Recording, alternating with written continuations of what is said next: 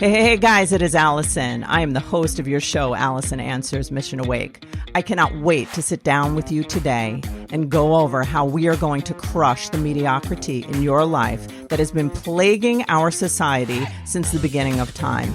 I cannot wait to have a real deal conversation that includes intelligence, fun, excitement, and real actionable steps to make a real difference in the life that you're living now and making it into something you can be damn proud of and excited to live. Sit down, put on your damn seatbelt, and get ready for the ride of your life.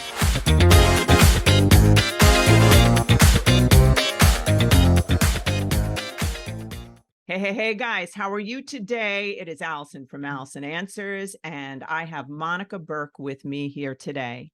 Monica is a beautiful soul that I know from Arete, and she's a badass on so many levels. She's a real estate agent broker.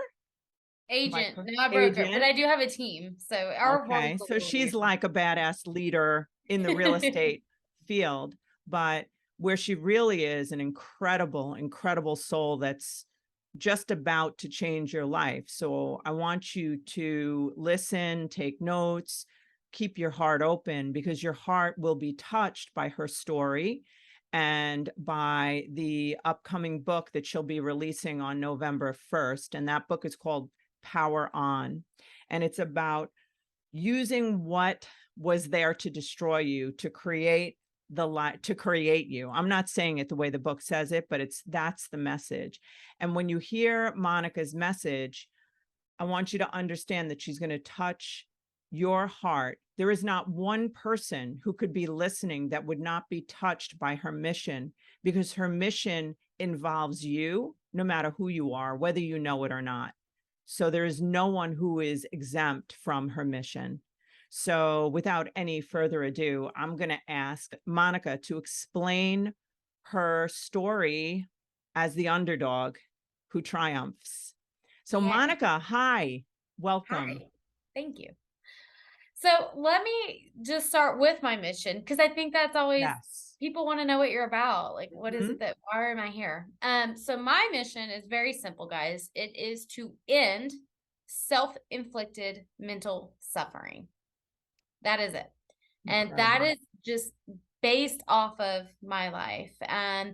Because I feel like I've done enough of that for everyone else. Like no one else should have to do this. Like, but I do understand it's also kind of a part of the journey. And so you'll find yourself sometimes in situations that you didn't intend on being in, that you didn't put yourself there.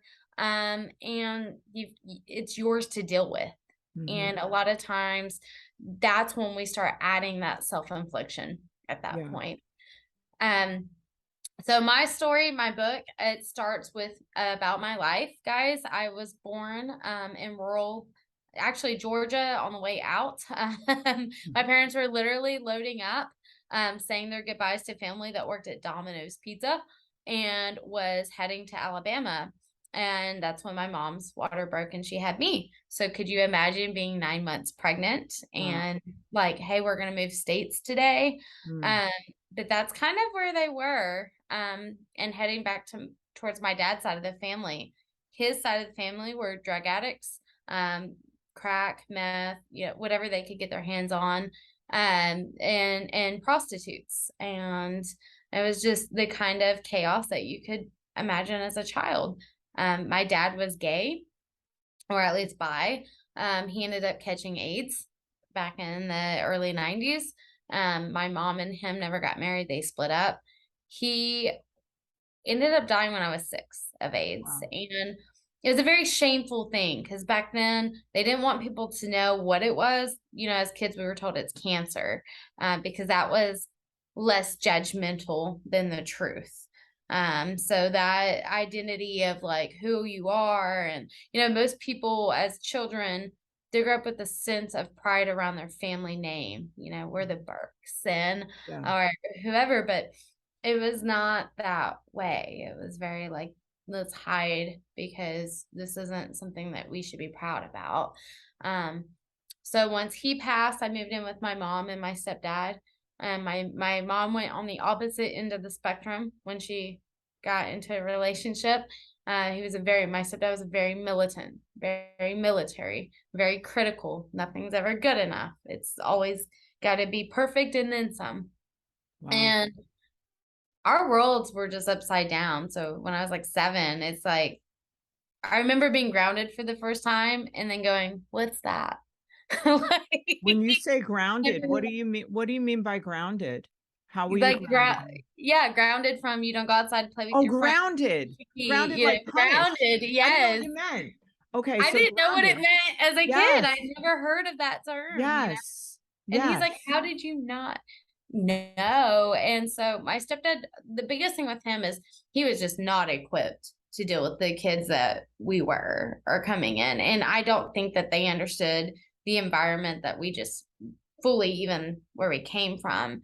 And so, you know, he was just hell bent and determined to change us. And luckily he did. I truly believe if I would have been in my dad's care, let's say my whole childhood to teenage adulthood, I don't think that I would be the person I am today by any means. I think my stepdad gave us a lot of tools of how to manage your time, how to think, not being told what to think, but how to think. Him and Mhm. my mom would do a thing as a child that if she said, "So you mean to tell me you're screwed?" If she says that, Yes. because Yes. she would teach us how to think. It was like, "Oh, Yes. so what you mean to tell me?" And she would break it down to like very basic levels of like, "So you have no clue why your teacher's just picking on you. You mean to tell me they woke up today and they just randomly were like, 'I'm gonna make Monica's day hard today.' That's what you mean to tell me." Like, and so it really, a lot of life lessons as a child. They weren't fun. I mean, the way that those things made you feel were so little. And so, like you weren't competent or you weren't smart enough or you weren't like that's as a child, the intake that you get from those things. But as an Could I ask adult, you a question? Could I yeah, stop you right there? I yeah. have a question for you. So it's a little deep. So Mhm, basically, from your dad passed when you were 6, right? So mhm, so the way you described from like birth to 6 or 7, I'm not sure. It sounds like you were in one environment and then you switched to another type of very environment, much. right? I just want Yes. to throw something out there because I just found it interesting. I couldn't let it go. From 0 to 7, a child is in a theta brainwave and they're in a hypnotic state. So everything that's happening throughout those years is that they're being programmed from the environment that they're in. And they're developing a program that is very, very difficult to change. Yes. So, and that's a lot of our mental suffering later. So the reason it just stood out to me, and now you have a militant stepdad, who's trying to kind of, uh, I don't know if it's break it out of you or Yeah. something, but Yeah. then what I heard is that that equation, what that brought to you at that point was shame. Here I am. Yeah. This is my programming. It feels like my identity. And now this is the way things are supposed to be, which they don't match. So there's something wrong with me, right? Right. And not Yeah. only do they not match, I will tell you, like, I say borderline abusive back in Mhm. that day. I would say today, if I were to be that type of parent, I would probably get abuse Yeah. called on me. But Hmm. my stepdad never hit me. He never physically harmed me. He never sexually assaulted me. He never did anything like that. Like Hmm. he was a very stand-up guy in that world of things. Um, he was, and in fact, I was so far behind in school when I moved.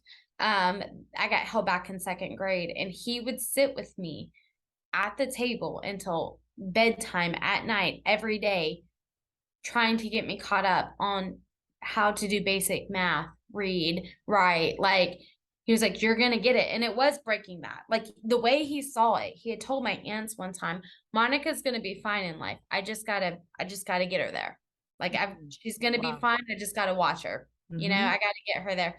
And so he saw it as his mission to Right. do this, but he wasn't equipped. Like again, it's Yeah. understanding now when I look back, going, he was above, I was above his pay grade as a Yes. child. Yes. Like he Yeah. did not have the tools Right. necessary to deal with me. And but as a child, it is very confusing. And so it's not only like there's something wrong with the way I'm programmed. I understand that that's bad. I understand that stuff isn't normal, but at the same time, the house that I live in isn't normal either. My friends are scared of my stepdad. They're like, Mm. he is terrifying. Wow. Um, you know, I understand that the world at school is different than the world at home. I understand a lot of those things, and you're going to see in the book too, is a lot of those examples of why. Like, you know, my second grade teacher, I will tell you, I got blessed. Mrs. Bailey, she really took me. Um, from zero to hero. I was, when we started the second year of second grade, the first test that they take just to see placement and see where you're at, I was the last in the class for reading and comprehension and those things. And back in the day, you had the AR program, the accelerated reader Yeah. program. Okay. It was a measurement. By the end of that year, she took me to the number one in the class. Number one. I had Wow. read so many books. I was number one. I won the big prize, all the things. And I got in trouble at home, and my stepdad said, "You're not going to that party. You did not earn it now Oh, because of you getting in trouble at home. You're not going. Don't wow. even think about it." And he didn't even tell my teachers. My responsibility to tell my teacher I don't get to go. And so I know this seems so like No, trivial, but at that not to me. age, do the anxiety. Oh Like, my God. hey, I can't do this. And to tell my teacher, like, I'm not a good kid at home, like Wow. I'm not a good kid. And so, Wow. um, That's so everybody had heavy. left that day and to go on, and I kind of stood behind. She's like, "What's wrong?" I was like, "I can't go. Like, I'm in trouble and I did these things and now, I'm not allowed." And she's like, "No, you're going." And I was like, as a kid, so confused. Here I am. It's my responsibility to tell my teacher I can't go. I'm telling her this is one of the hardest things I have to do. And she's telling me the opposite of what my stepdad is telling me. Like, she's like, "No, you're going." He's like, "You better not." And so I go. She's like, "No, you've earned this." She said, "This is a school thing. Your parents have no jurisdiction over this. Like, you have to go." So the reward and balance, like I got a reward, but then as soon as I got home and I knew this was going to happen as a child, what was waiting on the other side of that, because I had won the board game Candyland. You can't hide that. Like I got a big board game and everything. Immediately, as soon as I got home, it was like, what? It was Wow. like, Wow. and I mean, he called the teacher and it was not very nice, but she did not back down. And she was the first person I had ever seen not back down. Wow. Like, was like, no. He ended up giving the game back to me. Whatever she said hit him, because later on that either that night or that next morning, he was like, he apologized for some of his behavior and gave Wow. me the game back. But she was the first person, because at that time in my mom and him, like my mom would, I've never seen my mom, but she got pretty, like it didn't take long. She got really like, "No, I'm not doing this." I got But to tell you right there, that woman, what's her name? Mrs. Bailey. yeah, Mrs. Bailey right there is a hero.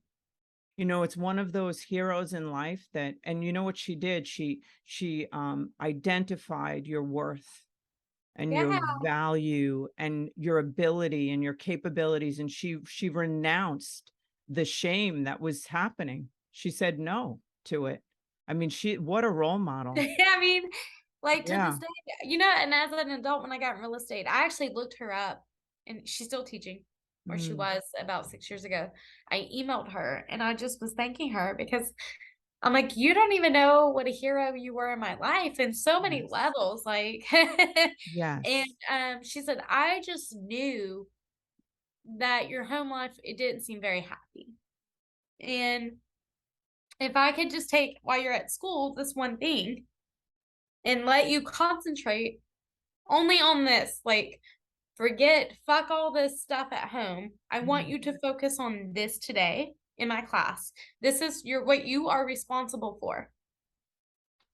That was it. Like, she changed my life. Like, I mean, seriously, I never had an issue with school in my grades after her, because she Wow. was able to teach me how to compartmentalize my school from everything else. And all that has done in my world is the same thing. Like, I can compartmentalize when things are burning down. This is what has to happen today. Like, Yes. this is where I'm at. And so, I mean, she did so much. So I will tell you, heroes aren't always the big people on the stage or on the That's screen. right. They are your everyday people. They They are are. your teachers. Hmm. Those are the first line of defense, are the Yep. teachers, because they pick up. They may not know, but they can sense, they can see, they know Mhm. something's off here. Yes. And just to go to number one, listen, I never knew what it felt like to win. Yes. Like, Yeah. to win because of my Yes. effort, not because of someone else giving me something, not like, I just Hmm. never knew what it felt like to win. It's Be, and, incredible. and so I felt that with her. So it was a lot of that. Hmm. And then as you get older, all the stuff that happened when I was under 6, 7, I was 6 when I moved in. I know I kind of blur the lines between 6 and 7, but I was 6 when I moved in. Um, that stuff, you think it doesn't impact you because you have no, like, I have memories from certain things as far back as like 3 or 4 years old. But there's other things that I'm pretty certain have happened that I don't have memories on, but I only Yeah. know that based off of my own body reactions to things. Yeah. I get it. And, and Hmm. so I understand that some things have happened. Hmm. Um, but I don't have, like, that's very Yeah. frustrating. Like, Yeah. I mean, I'm thinking that maybe you're talking about some sort of abuse, right? yes, Hmm. yes. Yeah. The Yeah, I mean, like, very loving relationship with my husband. I'm very, Mhm. we've been together 16, 17 years now. I will tell you, even to this day, I can want intimacy and I will just reflexively swipe him away. Mhm. Even when I'm like, no, I want to connect. Like, I want, Yes. that intimacy Yes. with you. Yes.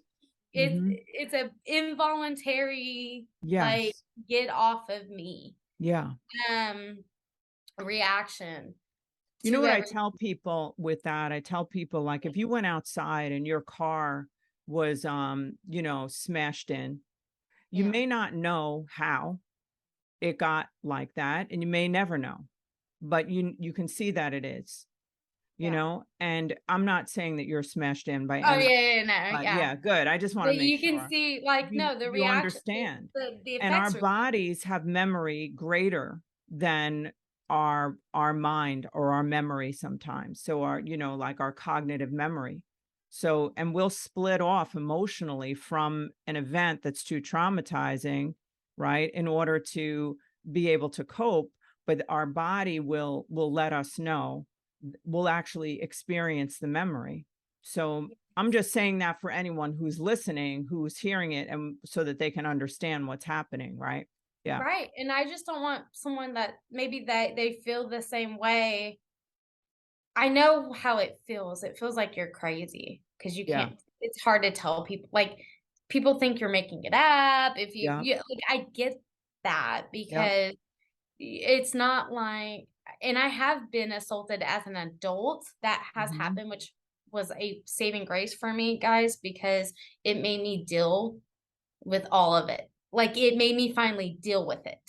I gotta And tell you, I would love for you to just say that because honestly, that is very key for people to hear. The same kind of similar things. When you have something repeat later in life, it helps you unload all the other stuff if you let it.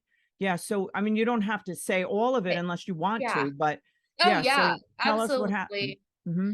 So as an adult, so I get pregnant in high school. Just so you guys kind of, as I lead through this, as I get pregnant in high school, I My husband is 4 years older than me, so I'm 17, he's 21. You Mhm. know, we're at this young age, partying a lot. I'm still taking care of my kids. I'm nowhere near like my kids being taken away or anything crazy, Mhm. but we are partying. That is like where our free time is going. Like that's life. It was all numbing. Like that's the only way I can put it is like Yeah. just numb. Like we just Mhm. all are trying to numb. So I would numb through food. I was binge eating, and I would numb through recreational drug use and Mhm. things like that, and alcohol. And one night, it was July 4th weekend, my kids were with my parents out of state. And it was just my husband and I, some of his high school friends, and there was a guy in the group I did not know, and neither did he. It was a cousin of one of the high school friends. All I knew is this guy just got out of jail or prison. That was it. It was like, hey, he just got out. He's here. I'm like, whatever. I'm used to harder crowds, whatever. Um, this guy was super flirtatious, and I was really heavy set. And so it kind of threw me off because men were not super flirtatious toward me like that, especially like with my husband around too. Mhm. But weight became a shield for me. Like being Mhm. obese became a shield for a lot of things. And that night, I remember I passed out. We ended up partying, going back to our house. I passed out, just drunk as could be, like the drunkest I've ever been, and just passed out in my bed. Nate, after getting into an argument with my husband, they're out in the living room continuing. Don't know what happens. All I know is I wake up, the guy's on top of me, and my husband is beating down the door with a baseball bat. Wow. And um I was frozen. Like like you talk about fight or flight, like I just froze. Like I couldn't move. Like I Yes. am just like trying to process what is going on in that moment. He leaves, and there's so many things about that night that were so just, it made no sense. Like we don't drink and drive, for an instance. Like my husband Yeah. and I, we've never, even with like we never done that. That's not our thing. Like, but this guy had convinced my husband to go pick up an imaginary friend somewhere after drink. Like it made no sense. Like was he not with you? And then like the guy was trying to get you away from me, and it worked. And I don't understand how that worked, because you would never have done these things. Yeah. And so, and then the sad thing is all these people were in the living room while all this was going on. And even afterwards it was like, well, he's our family. I don't know what to tell you. Like it's family. Wow. And then you learn how careless people can be. Like, listen, I know people are they're not very caring people in this world, but there are a lot that are. Mhm. Um, but you think that people that you're somewhat close to would not be that way. Mhm. And so I just remember going through spouts, like the next day I had to go to work, where I would just cry uncontrollably, and then I'd be like, I'm at work, I can't be crying. Yeah. And then I would just straighten up and I'd be fine. And then I would Mhm. go through spouts of just uncontrollable tears and mental like floods, and then Mhm. I'm fine. And then Did you mental floods. understand what was happening? It was a lot of it. It was, what if I have AIDS? Like I Oh, started wow. thinking that. Wow. Yeah. Like all I Yeah. know about this guy is that he's been in jail. Like what if he has something and he gave it to Right. me, and now what if I do to my kids what my dad did to me? And like Right. my mind is Wow. going into all these Yes. things, and then my downstairs area is looking horrible, and it's like I ended up getting a test done and things, and it's onset period and things like that. And the nurse was like, this is God's way of preventing things. And I just remember feeling so gross. Yeah. So it's And like you absorbed the shame of what he did, right? yeah, Mhm. and I never want to see these people again. And I don't feel comfortable in my own house. I don't feel comfortable in my own skin. I don't feel like I'm a good mother. I don't feel like Mhm. I'm a good wife. I don't feel like I'm a good anything. And then you have people that are saying, well, she must have wanted it Wow. because they was flirtatious before. And why would you put yourself in this position? That's what happens when you're around people like that. That's what, and you're like, no, all I did is trust the wrong people. Exactly. Exactly. I, Hmm. I made a bad judgment call, but is that deserving of rape? No. You And you know know? what? I'll tell you something, love. This is right here is such a big thing because what you're saying, this is so common. And it's such a big thing in regard, people want the victim of things, that we want to blame a victim because we don't want to feel like it could happen to us. Right, No, if you're culpable in it, then it's not going to happen to me. Right. But the right. truth, And yeah, you were yeah, young. yes, that was my early 20s and Yeah. Young, feeling drunk. drunk Yeah. and Low just self-esteem, so many things. Right. dude, the first thing that happened to me, I remember telling my friend, when my friend at work, she was like, you have to, I was able to take short-term disability. She was like, you have to go get help. Like, you really have to go get help. Like, this is not, like, Hmm. it's affecting you, like, within 24 hours of it. She was Yeah. like, you've got, trust me, you're gonna, just for your own power, getting some of your power back, you need to go report this. The first thing I said to her, I said, big girls don't get raped. Like, I was so confused.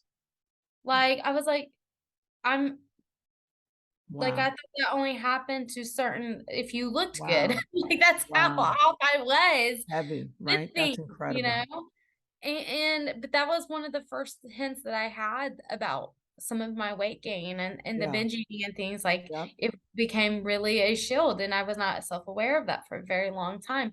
And sometimes, guys, I've lost over 100 pounds. Mhm. I'm healthiest, best shape of my life, but even I'm still super flawed. Like, I still sometimes get those thoughts of like someone could snatch me right up, Yes. like I could Yes. get. Yes. And and I'm like, but it's worth not living, even if that happens. That's where I had to get to, is like, even if that happens, someone kidnaps me.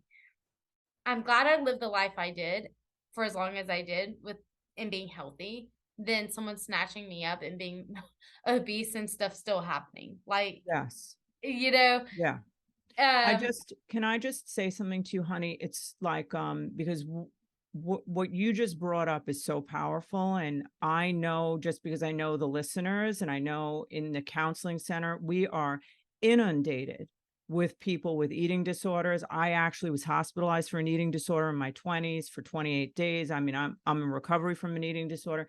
And so much of that, like, I just feel like the awareness, the suffering that comes with not being able to stop eating, the suffering that comes from having a shame about your body, there's so many issues involved. And what I always ask people, I say, if you could imagine yourself in the body, this ideal body that you want, what comes with that body that you're afraid of?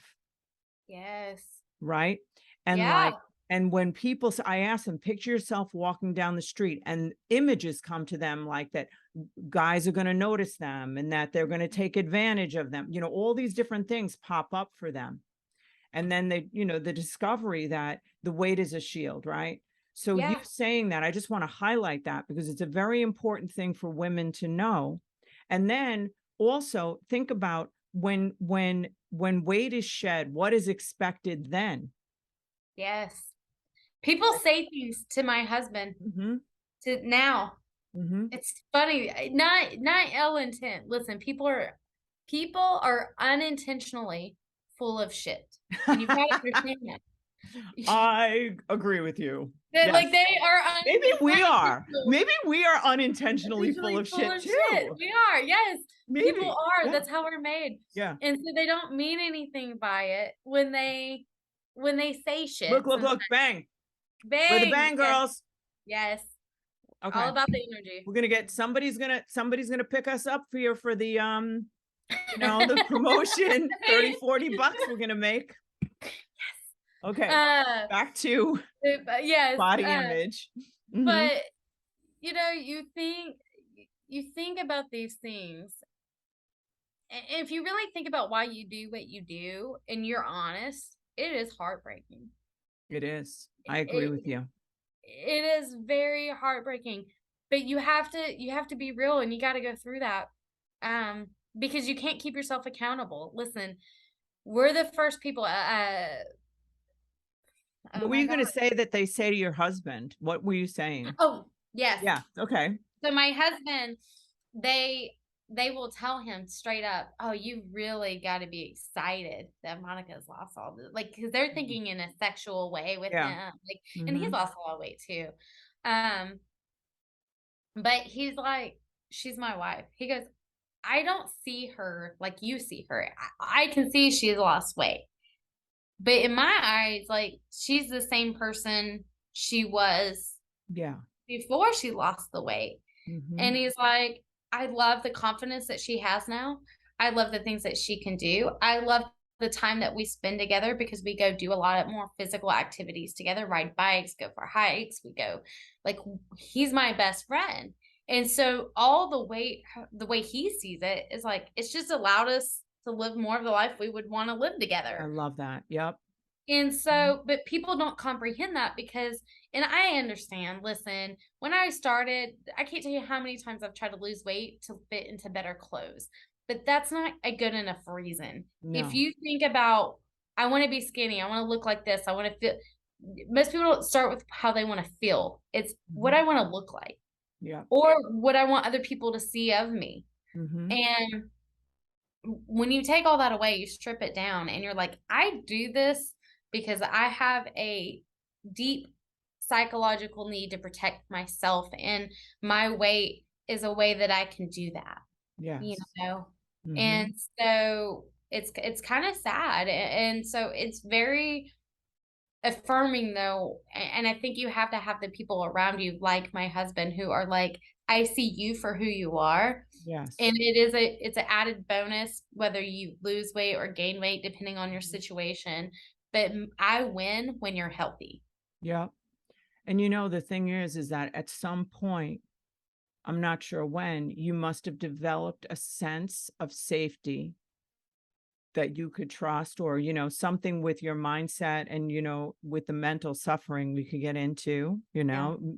that has allowed you to take away that coping skill, that extra layer, to that you can either you're facing your fear and dealing with it, or you have developed something that keeps you feeling safer. Yes. Hmm. I will say the workouts and things took some of that safety, right? Like if I'm Hmm. afraid for my physical safety, which is there, um, I know I can kick someone's ass if I had to. Love it. Like, Yes, that's like, empowering. Yeah. Yeah, that's like, cool. so Yeah. Do you have that fear that someone could hurt you physically? I do. I Yeah. do. I absolutely Hmm. do. I think, um, but Do you know where it came from? I mean, but so obviously there's there, some things but with there. yeah.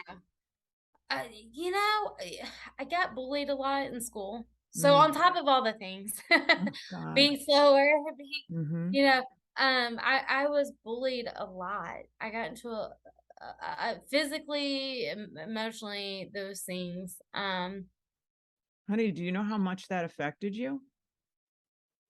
I hated my life. I hated who I was. I felt powerless when things are happening to you. I felt completely powerless. Like the things going on in my family, powerless. The things that have happened, powerless. The things that were out of my control that I was still responsible for how it turned out, regardless, powerless. And bullying, powerless. Like my mom would beg me to stick up for myself. And finally I did. I finally got in those elementary, middle school years, all the way up until we moved. So we did end up moving to Austin, Texas, which changed my life for the better because when I went from the middle of nowhere, Alabama, I don't even think it had a stoplight in it. And like we lived in what was called Harpersville. We went to a school named Vincent. So Mm. they had to take like all the neighboring towns and put one small school together, Yeah. And Yeah. so I going from that environment to Austin, Texas, that Yeah. was like nobody cared about clicks because there's so many people. Love it. I Yep. found it so freeing. Mm. to be me. And whereas like in Alabama, I felt like I did never fit in. Like I didn't buy into the way that these beliefs were. I didn't buy in to the like I would dream of going and living in New York City one day, which is hilarious now because you couldn't pay me to. And that You nothing know, there's I nothing live wrong there, with the right? city. Did you know But that? You know that's where I I know am? you do. I was like, Yeah. she's gonna be laughing Mhm. at me, but I was like, Yeah. but it's the crowd. Like I was telling you, I was like, Yeah. I don't Yeah. like I got that it. feeling.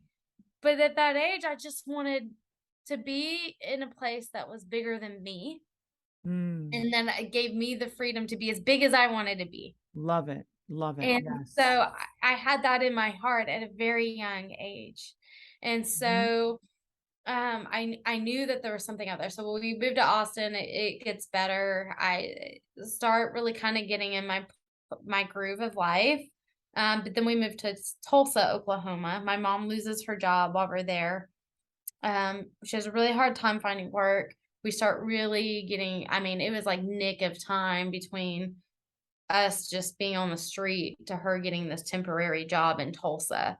Wow. And um a lot of stress. And so we come to Tulsa. My brother's in his senior year of high school, halfway through the year. He's pissed because he had his life planned out, Wow. like of Yes. colleges and friends. And now that we live in Oklahoma, he found out he couldn't go. He got accepted into the University of Texas, which he was supposed to go with his friend. He couldn't go because now we can't afford it because of out of state tuition. Oh my God. Wow. And What a my mom, lesson. like, we didn't make that kind of money. Like, like, so we were so upset. We had our friends, and then we come here, and it felt like Alabama, but it's a little bit bigger. It wasn't as bad, but it took time. And I found myself struggling with, at least I'm not pregnant yet. And then I became pregnant at 17. Wow. Because the Wow. more that I start concentrating, at least I'm not like them. At least I'm not like Right. them. The more I kept thinking, at least I'm not like them, the more I moved towards being like them. Interesting. Yeah. Because that And was your focus, right? yeah. Yeah. Yeah. Incredible. And the internal voice is like, I'm not good enough. I'm not right. I can't do this. I can't do that. But at least I'm not that, and I Yeah. just slowly kind of move forward to that. Yeah. And I just felt very, very low in life. When that assault happened, when that rape happened, it was jolting. The only thing that saved my life, I will tell you, is I had one core belief, and it terrified me. I thought about just die. I just wanted to die. I just wanted to kill I really did. There's just nothing left there. And that was, my kids' lives are better if I'm in it than if I'm not. They're Yeah. safer.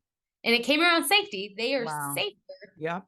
if I'm in their life because maybe I can protect them. Sorry. Maybe Yeah. I can protect them from all these things that I know Yes. is out there. But if I'm not here,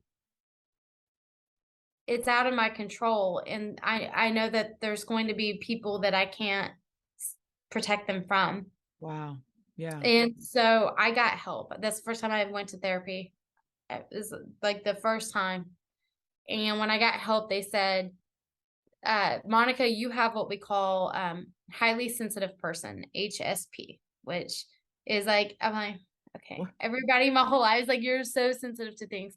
And you know this probably, Allison. All it is you have more receptors in your brain than the average person. So you feel things at a deeper level. Everything feels like it's this huge thing. And there's certain things that you have to do to kind of manage and maneuver your life. Like I can't watch movies of people being tortured. I like if it's even in it. I don't watch a lot of action. I don't watch Yes. because it really messes with me. Yes. If they're like, could you imagine a world where Germany took over during World War? I'm like, I can.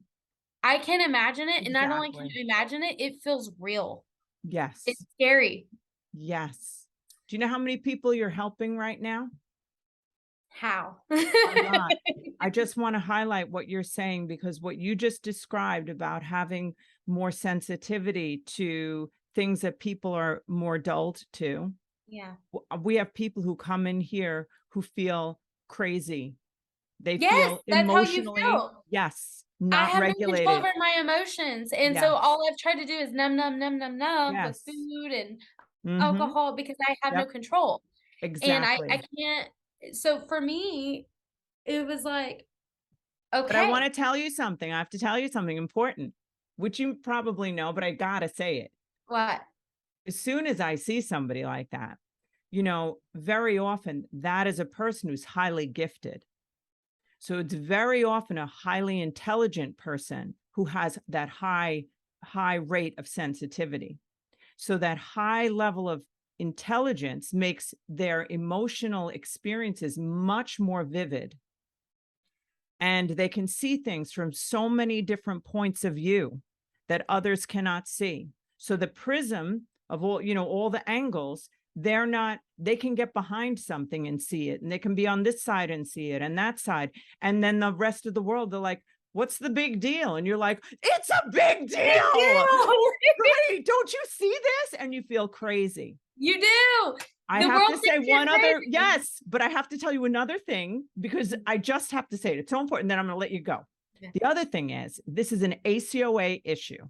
Do you know what ACOA is? Adult children of alcoholics or drug addicts or any of that stuff. An ACOA is an adult who was a child who was raised by somebody mentally ill or was addicted to drugs or alcohol, whatever. And what ends up happening in that environment is the little kid is they're looking around and they're seeing that things are really wrong, Yep. but the adults are not seeing it. Mm-mm. It doesn't look like they see it. So the kid feels crazy. Like, am I the only one who sees this? I must be crazy because they're fine and I'm not. And I'm nuts. Do you That's understand? how it feels. Yes. Exactly. Like, it So, was the whole if yes, we're not wearing clothes, how can you not see this? Like, exactly. and everyone's like, no, this is normal. Like, you're Right. crazy. Yes. Like, you're so, And you're I the can't tell you one. how many times as a kid, you're too sensitive. You're so sensitive. Exactly. But you got to understand, like, I've told Nathan, I said, my whole life, I always hated this thing about me. I will tell you, like, I've hated it. Um, because I wanted to be normal and I wanted to just, Bite your tongue, girl. you Don't you know, dare be I normal. hated it. But I Yes. said, but now in the last year or so, I said, but if you take this one thing away about me, you take everything away because Honey, listen, you see what others don't. you take everything because I will tell you, even in business, especially in business, that emotional intelligence of how to Everything. have conversations, how to get people to move in the directions that you need them to move into to get out of their own way Mm-hmm. because they're always in their own way. Like I feel like that's my life is just moving people out of their way. Like, here, let me Yes. help you. Oh, I And love it. so it's like you take that away, man, you take everything because for me, I thrive on connecting. Like that's my super. Like I love to connect and I love um I've always been that way. You could like that whole what would you do if you never got paid? It was talking to people, like conversating. Like I enjoy everything about it. Like I Yeah. enjoy learning people's stories and but you do as a child. You are so I did not know that and you're so spot on about maneuvering, like when Ed Milet talks about as a child Yes. learning how to take that was me. My Yes. stepdad was very volatile, Mm-hmm. very up and Yes. down, and you had to gauge pretty quickly what kind of mood he was in because if he was Mm-hmm. in a playful mood, then we're gonna have a good day. If he's not, this is what needs to happen because we can see the storm coming from 50 miles away when other people Exactly. can only see it when they're in the storm. Yep. They don't And so expect it. we're Mm-hmm. preventing the storm all Yep. the time, and it's exhausting. Yes. And so Yes, it is. I and understand so it. there's that level, and so I learned that. I got into therapy. They're like, "You're not crazy." I got great news. You're not crazy. This is why you're not moving forward because you're so stuck on all these events. So essentially, I almost had to sit down with all of my baggage, and I had to kind of mentally picture this of me in a room by myself, no one there, not my husband, not my kids, and unload all of these things and say, okay, what am I going to leave here now? And what do I want to take with me? Mhm. Like, what can I derive? Here's all these piles of shit my whole life of like all Mhm. these things. And I don't have control over any of it. But I don't think it's all waste. So this is where for me, I got to where I was like, I don't think it's all waste. So what can I derive from each pile of shit? Like the Yes. nutrients Yes. that I can take with me Mhm. and be better, because I really felt like I can't figure this out. I'm built this way. My kids are, I have a sneaking suspicion, also built similarly to me. Um, if I can't, they're never going to figure it out. Mhm. Like that's kind of the way I took it. Like it's now my responsibility. You know those piles of shit that you talk about? I always say we're gonna take the chicken shit and we're gonna turn it into chicken salad. Yeah. And basically what you just described, that you took it all out. One of the things about doing that, and like let's say you tell your story here, you and I are talking, like I accept you, or whoever Yeah. you're telling, that you're in a context of love and acceptance. When we tell our story in that context, the story physiologically becomes reframed in our brain, because the story itself, when it's told in the context of love or acceptance, it was felt in the context of shame Mhm. and self-hatred. Now the same story is, puts it has a different rub on it, and it Yeah. goes back in your brain in a restructured way. And our Yes. brain is constantly restructuring, and we can continue to restructure that shit into gold, unbelievable gold. I want everybody to hear that. Whatever you got inside, whatever experience you've had, no matter what it is, it's you actually can make the conscious choice to take it. And there is something about, also, like you've probably heard this, that if you take shame and you put it in a petri dish in the dark and with judgment, it grows. If you take shame and you put it in a petri dish with light and with a person who's earned the right to hear it, who will, understand and give you empathy and not judge you, that they've actually studied it, that it dissipates by 80% Wow. shame. And I yeah. believe it. Dude, Brene Brown. So when I started Yes. this help Yes. with myself, so that assault rape happened, I want to say in like 2014, 2013, somewhere around there. Um, it saved my life. Listen, because I don't think I'd be here today. I think I would have continued down that path unless something big happened to me. Yeah. Um, to really just make me sit down with all the shit and say, Yes. this is Love what it. it is. Hmm. I was going somewhere with this.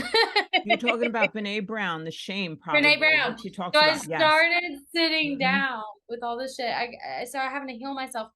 I became obsessed with research around my problems and Love it. shame. Brene, Super Soul Sunday was like my jam. Yes. And Yes. I would pick up things and then I would just research more and more and more, because you kind of have to, because you don't know how you can't go, okay, I understand. You become self-actualized. You can say, I understand that I have all this shame about things, but I don't want to feel that way anymore. But you don't have like a how to take all that and just not have it. Yeah. It's not Right. as simple as being like, I don't want to have it. No, I don't have it. Right. So you've got to become kind of obsessed Hmm. with finding other voices who've gone through some of those things and what helped them. And it's just patience. It's ebbs and flows. There's a lot of days, the stuff I talk about, it no longer bothers me. It doesn't own me. It's Yeah. not real to me anymore. Hmm. I don't live there. Yeah. And I've created this habitat, which is my home, that is peaceful. There's not a lot of yelling. There's not a lot of arguing. There's not like it's a very zen vibe. It's happy. It feels good when you go in. It just feels good. And I will tell you this Mhm. as a realtor, I can walk into any house, even vacant, and it Yes, still has energies where you're like, ooh, this is not good. I hear you. Yes, I Like agree. even if it looks pretty, like some Yep, people think it's like, no, no, no, no, it's a you different could feel energy. it. Our house, like that's the one thing I think I'm most proud of because my kids get to enter into a home that's loving, happy. Um, we're not perfect, but we are encouraging of each other. I get to talk to all these really cool people now, and I get to implement different things. So one of the things I Yeah. like to do is like minimize shame and maximize them trying things. So we'll ask them, "What did you try today and sucked at?" And then we'll celebrate it because Oh, I love them it. I want to take it away, I picked that up from Yes. somebody else I heard. I was like, "That's genius." Like, and so the really cool thing is like now that I'm an adult, I really can create the life I choose. Yes. And the same to your listeners, like if you're an adult now, you might be in high school and you might be in that situation where you are just trying to get through. And I know that that's like too, where you're not happy and the environment, the habitat is not Yes. what you Yes. would want. Just take time for yourself because I will say you don't know what you want. What will end up a lot of times happening is what my mom did, where you go from this end of the spectrum to this end because you go, I know I don't want that. So I'm going to go way over here. Yes. And it doesn't create a happy flow. You really, No. really don't know what you're looking for. You're still reacting out of your own issues and you didn't sit down with all your shit and kind of go through it and figure out what you want to keep and get rid of. Whereas I think if you will allow yourself, however long it takes, and that's the key to heal yourself, you're going to find the right people and those habitats and things are going to just naturally kind of create on its own. It starts with the inner. I love that so much what you're saying. I love the way that you're putting it about just sitting in sitting with your shit. It's just, I have the visual, I'm actually think I'm going to go home today and go sit with my shit. But what I want to ask you, like your mission about, stopping that self-inflicted mental, Yeah. torture basically. How would you describe that to, I mean, I know that everybody who listens has that. I know that human beings have varying degrees of that, depending upon what they've done. So could you share anything that you do or anything? I mean, I know you say it in the book, so tell us what you've learned. And even, yeah.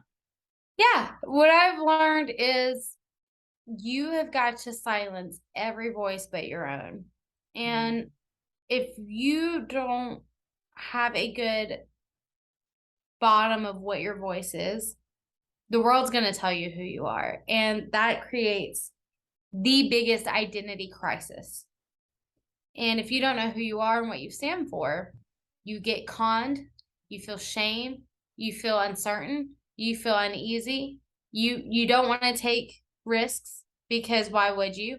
It's like you're dealing with the basic things. And so if you will sit down and give yourself, what I did is I give myself a 30 minutes minimum a night of no stimulation. That's something that I recognized when I learned about being extra sensitive is I have to quiet the stimulation because it gets louder. And it's kind of like for me, if you guys have ever seen that movie Yes Man it's got Jim Carrey in it. He gets God gives him his godly powers for so Oh, long. yes, yes, Him's yes. God. Mm-hmm. And so, or not Yes Man, Bruce Almighty.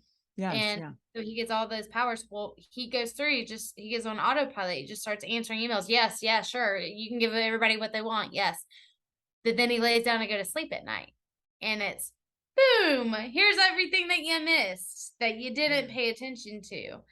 That's what happens to my brain on me in the things. So if I don't give myself the space to and the time to sit down and complete just quiet, what is it that I feel? What is it that I want?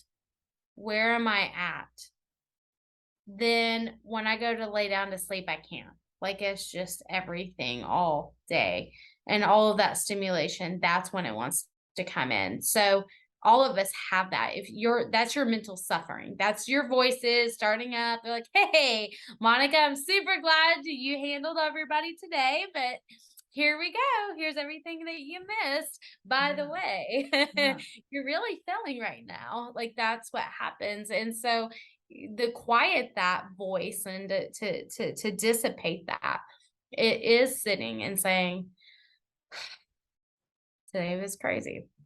How do you identify which is the true voice? Usually it's the quietest one.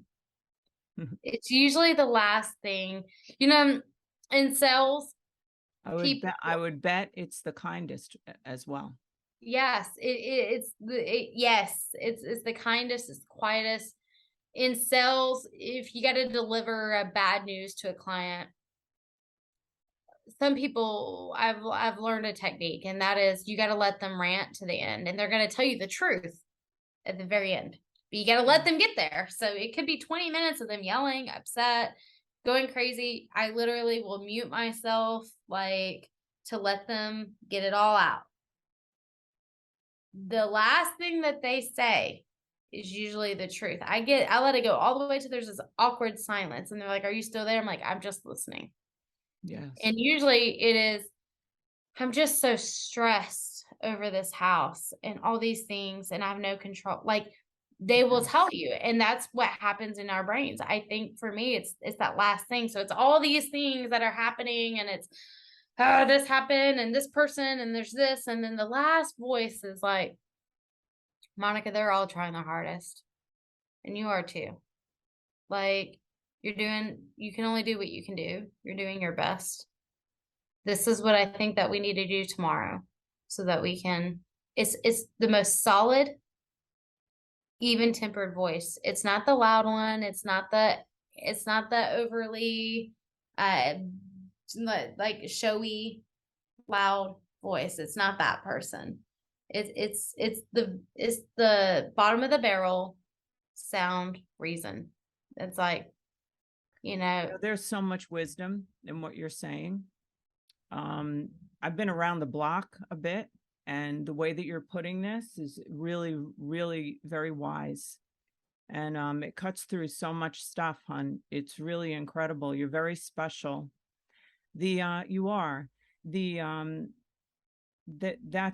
so much truth to that, and you'll hear people. I know one of the things, I actually just said this to a friend here, we work together, and I said, really all I need in a therapist is that they just let me go on and on and on and say all the shit that I need to say.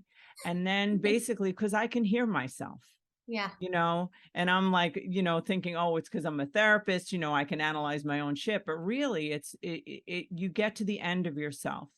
And I always say, like, bring it to the end, take it all the way, go to the edge of the cliff and look over, and that's what you just described is it's very important. And also think about being on the other side of that as a friend, being a person who listens, so many times we have a thing here just as friends where we'll say, okay, I'm really complaining about this. This is a real thing. Or no, I'm just venting as a friend, because they'll tell you. Yeah, we're here as friends, and we also work together.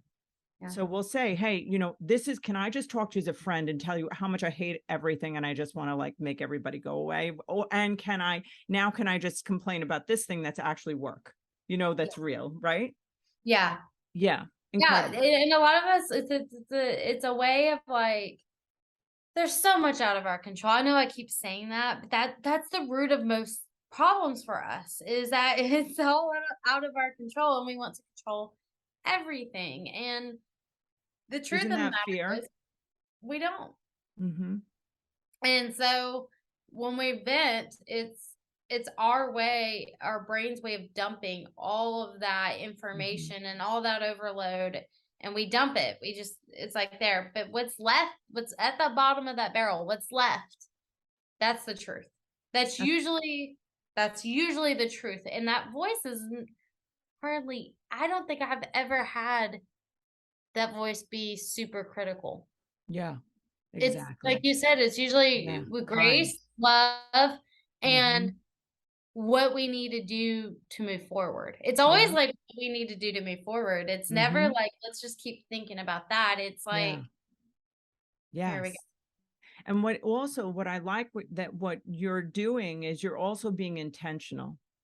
So you're intentionally taking those 30 minutes, because sometimes when we do things and we're not doing it intentionally, like intentionally writing in a journal to unload all your crap, Yeah. and without judgment. I always say, like, be awake and aware in the now, but without judgment. Yeah. Because if you I just let will, it go, yeah. yeah. I will leave you with this too. It's like one of my things that mantras that I say daily is I can accept other people for who they are. I can accept them for who they are. And I can accept me for who I am. Like I can accept them for how they are, who they are, but most of the time we're more accepting of others than we are ourselves. And Mm-hmm. so then I start telling myself, but I can accept me for who I am with no judgment. And that's the hardest thing to do. Like It that for is. me, dude, I'm so judgmental. I'm way Yeah. more judgmental towards myself than I would ever be Mm-hmm. towards someone else. Yeah. Yeah. So what would you be your biggest um advice, or I hate the word advice. What would you share about the way that you would help someone not inflict that mental torture on themselves? Your wording is like, end self-inflicted mental suffering. For them, I think the only way to end that is action steps forward. And action steps in whatever it is that they're inflicting. I mean, and it is a lot of times it starts with analyzing why is it that I'm feeling this way truly. And because a lot of times, like I always say this, emotions are stupid. They have no logic. Okay. There's no They're not, they logic are, around they're it. illogical. They're like the They're most not stupid rational. thing. Yes. It's so, it's like, oh my God. No Imagine one's if your emotions was just a friend that was hanging out with you all the time. You'd be like, get the fudge away from me. I hate you. Like, like, if the emotion that we had was just talking to us, oh my right? God. They That was never your friend. stop. Yes, and it's being one is like it starts with being self-aware. Like, okay, I understand I feel this way. And being honest about it. Because I used to never want to be honest about being upset with someone or angry. Like I never because that people pleaser in me was Yeah. like it was they don't like me versus me being honest that maybe I don't like them. That You is such know? a big one right there. Like That is so true. because Yes. I don't want to feel that way Yes. about someone. So it's easier for them to not like me than me not like them. So there's Mhm. all these things that we do and twist and turn to make our brains okay with it. And so being real, like, dude, I don't like this person because you know what? I'm a very not introverted person. I'm a very a deep thinker, deep feeler type of person. And this person, bless their heart, like there's nothing wrong with them either. I'm not making it wrong with them. They're just not built that way. Like they're very much about the external world and what people see. And we're not on the same level of what we want in life. And so I'm okay saying we're not the same and we just don't get along for that, or we're not good for each other because of that. Mhm. They don't want to Yeah. think deeply, and I don't really want to just concentrate on this surface level. That's Mhm. not me. I don't live there. I live in the deeper waters. So becoming aware of really what it is that you feel, emotions are dumb, allowing it, saying I accept that I feel this way, regardless if it makes sense or as crazy as it feels. And then thirdly, what place does it have for what I want? In the business world, there's a lot of times I would say I got to do what makes business sense, not emotional sense, because a Good lot point. of emotional sense is where I know that, hey, I validly feel this way. These people really did take a swipe at me, and it's not right, Mhm. you know. But at the same time, me telling a client that decided to buy with someone else, you can screw off now, is not going to make business sense, Yes. even though that makes emotional sense. You know, what Mhm. makes business sense is, hey, I'm always here for you. I wish you the best and truly mean it for that person, Mhm. regardless of what that means for me.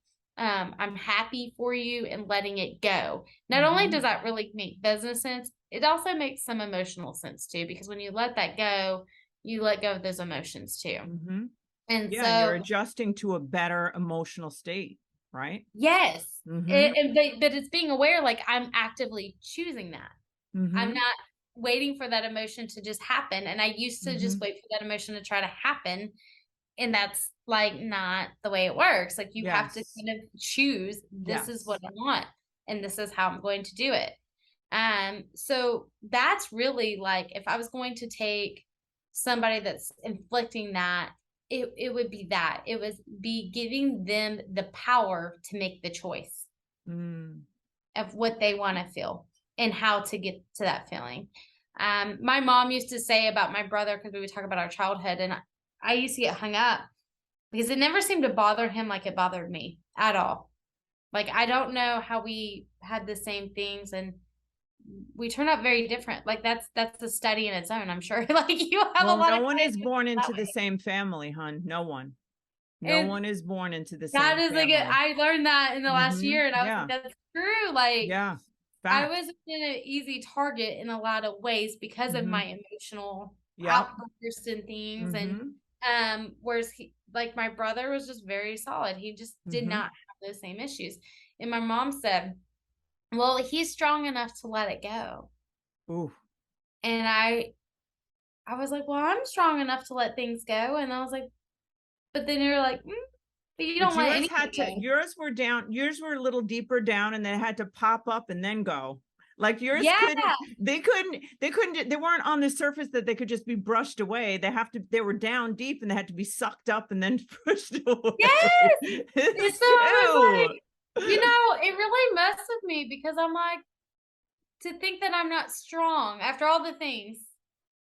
Oh I no, think you're I'm one of strong, the strongest girl. people I know, You like are. truly. And You are so strong. it was like one of those where you're like, you really had to evaluate. And I think at that point, but it became one of my mantras when I'm struggling to let go of things, is I'm strong enough to let this go. Wow. I'm Monica, you are strong enough to let it go. Wow. And so that would be it. It's like, I want your audience to know that whatever it is, they're Yeah. strong enough to let it go. Love it. You know, it's interesting. One of the things you said, I would just like to just, I don't know, comment on. You were talking about having, being able to be free enough in yourself to be able to understand that someone else isn't aligned in the same way with you, right? You're not aligned with one another, right? So now I'm thinking what the tendency is, which I didn't think of this before until you were talking, is that when someone's not aligned with us, our first knee-jerk reaction is to judge them. Yes. So it's like, oh, they're not like me, or I'm going to react to them being different. Part of that is like to protect ourselves from them think whatever we think they might think of us or whatever. And couldn't it be that we leave that part, like it's not necessary to judge someone if we're not going to be connected. I think we think that if we're not going to be with someone, we have to not like them. We have No, to, yeah. dude, it was one of the most freeing things. My old coach, because I used to get really concentrated on people not liking me. Like Mhm. everybody. Like I can trick myself into thinking nobody likes me in 10 seconds if I wanted to. I could make as much as Allison, you've been so sweet and you've been like, you're amazing, I love you, da da da, and it's genuine. I can trick my brain into thinking she hates you. Oh Like yeah. I I can do got it. that. Yeah. Yeah. And so one of my coaches in business, she had told me, she said, Monica, there's a whole nother thing. It's called indifference. And she's like, it doesn't have to be you like them or they don't like you or anything. It can just be indifferent. Like, Mhm. we don't align, we're cool, and that's it. It doesn't Like, matter. yeah, like it doesn't, you're wasting all this energy on, does this person like me? Do I like this person? Do I connect? And there's some of that that's just normal in human nature. We're always, especially someone like me, I love, like I told you, to connect. Yes. I'm always looking for connections, like always. Mhm. And there's still people that I don't connect with where I'm like, I can connect to like 99% of people, but there's some people that we are not Yeah. same, like, and that's okay. But that's so much wasted energy on, does this person like me? It could Worrying. be feel like a threat, doesn't it? Like if we're Yes. not connected, somehow there's something wrong with me. Yes. There's got to be something wrong with somebody if we're not connecting. But So, the truth right? is there's something wrong with all of us. Exactly. There's nothing right. And then there's nothing wrong because we're all wrong. Like we're just us. So I've had Yes. to learn how to really be like, the hot word used to be toxic. That person's toxic. And there are toxic people. There are. But I've had to be like, look, there's nothing wrong with them. There's nothing wrong with me. We're just not the same. And we're just not meant to be. Yeah. Like, and releasing it from that, or if someone else, if they go beyond that and they're nasty, I'm like, you know what, it's my fault, I'll take it, it's me, I'm the problem, you're not the problem, I'm the problem. But at this point I still don't want a relationship. Yeah. Like, Mm-hmm. like, I'm willing to carry that now, Mm-hmm. whereas I think like in the beginning I really wasn't, but now I'm like, I'm willing to be the problem and to remove myself as the problem. Because I'm you're okay with being a problem. Yeah. Because you know Being what? okay with being wrong is so freeing. It is. My So freeing. habitat is like, and that's what I talk about a lot, is like the habitat at home. Like some days I'm just so filled with gratitude that this is my life. And I don't mean to be like, it's perfect, because it's not, or it's just magnificent because I'm not like any different than any of you. I Yeah. probably live in the same type of neighborhood you live in and Mm-hmm. everything else. But I was like, but I go home and just to hear laughter and people, everyone in the house is just them. There's room for them to just Be be free. like, Yep. Mm-hmm. that's such a huge thing. Your habitat is everything. Yep. It um is. and so if you don't have that, it's horrible, I know that. There's a lot of people who live in homes that they don't feel comfortable in. When I hear kids say that, like, I don't feel comfortable at home. Incredible, right? Think about that. That's, I mean, it. I mean, I remember feeling that. It's like And rough road.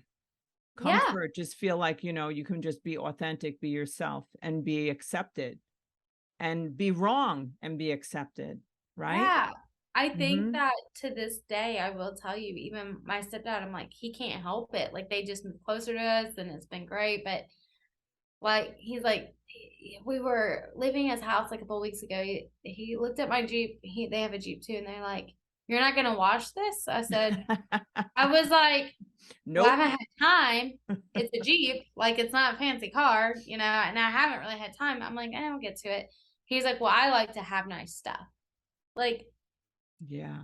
and you're just like, okay, like I have to give him room for him Mhm. and understanding, like, that has nothing to do with me. Those comments, it's got nothing to do with me. Nothing.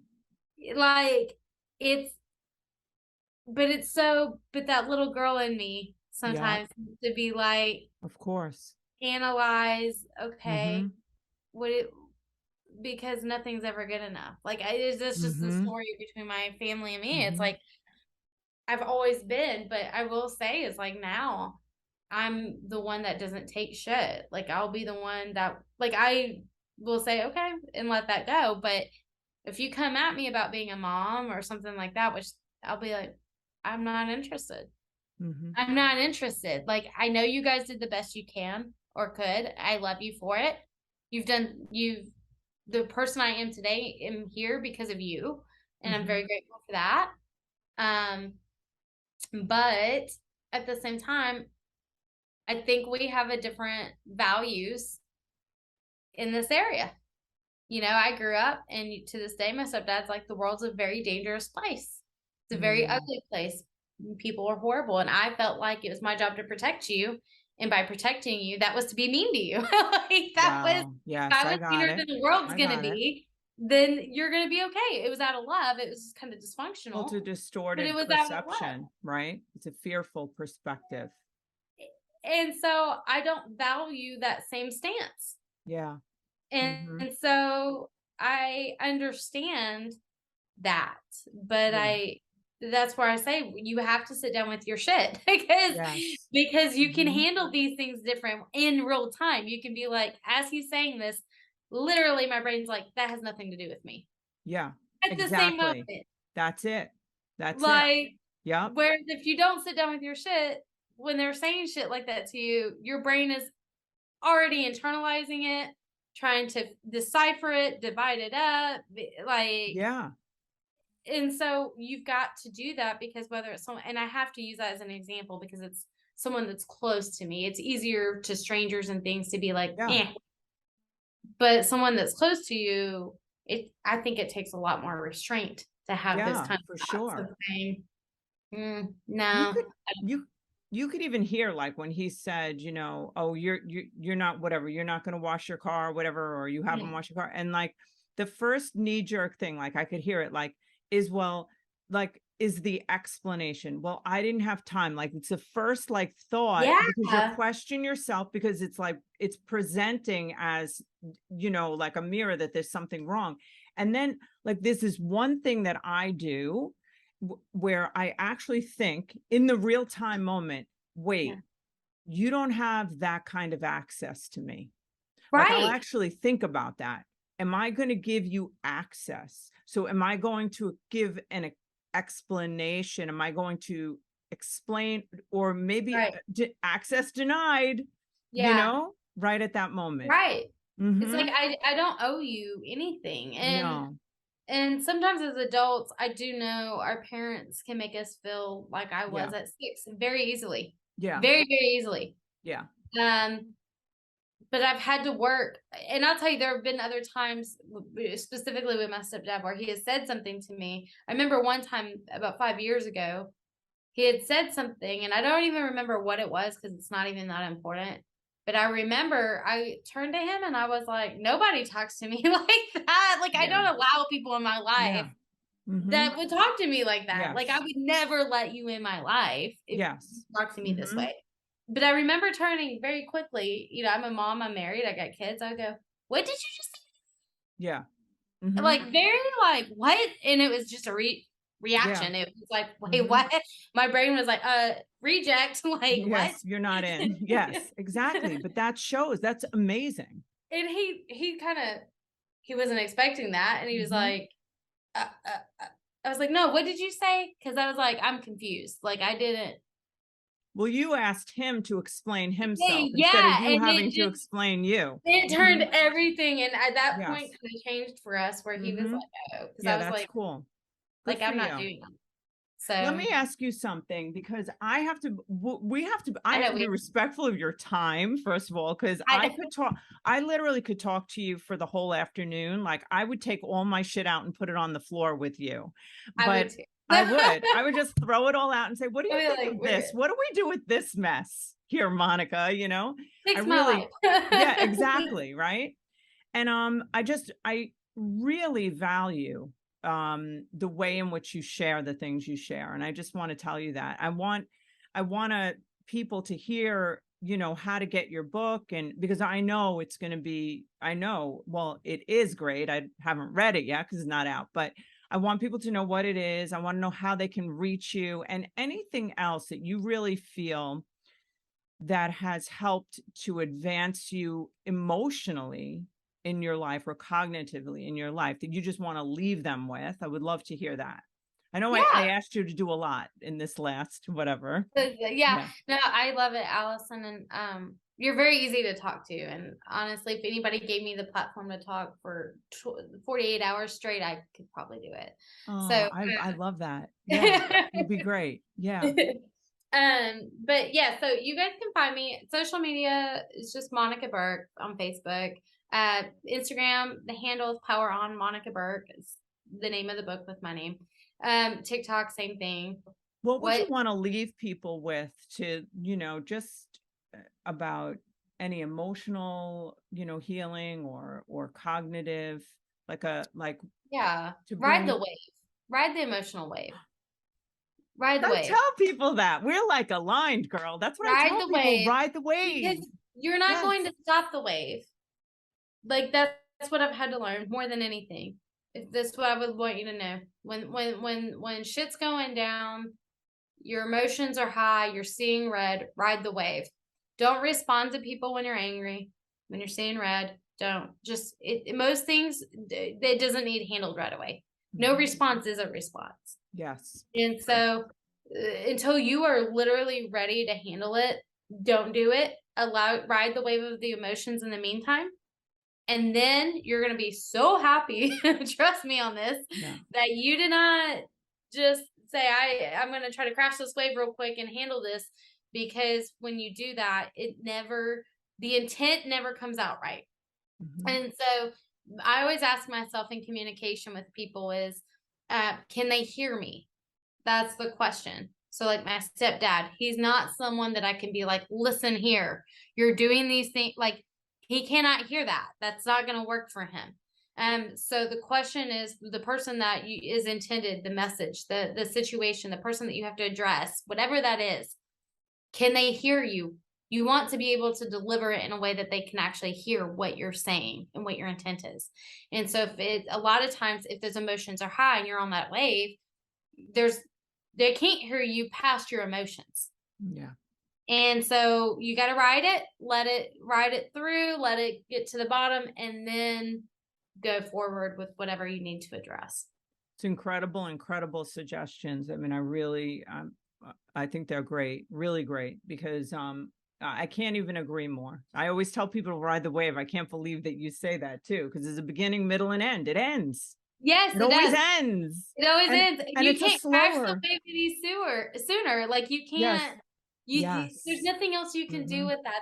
The emotional wave it's there. Like and you got to ride it, and you got to. But I will say it gets easier to ride. It does. Because it's just like surfing lessons and every waves. Yeah, you're probably like doing flips on that shit. Like, right? you're like, I know we're gonna be fine. You know, you can. And sometimes some waves are scary as hell. Listen, I haven't had a medical diagnosis yet that I've had to be like, I think that there are waves that come in our life that, again, like that, if you get that big medical diagnosis and those emotions and those things, you're going to have to ride the wave. There's no other way. You're not going to be able to crash it. You're not going to be able to go around the big wave. You're going to have to ride it. Yeah.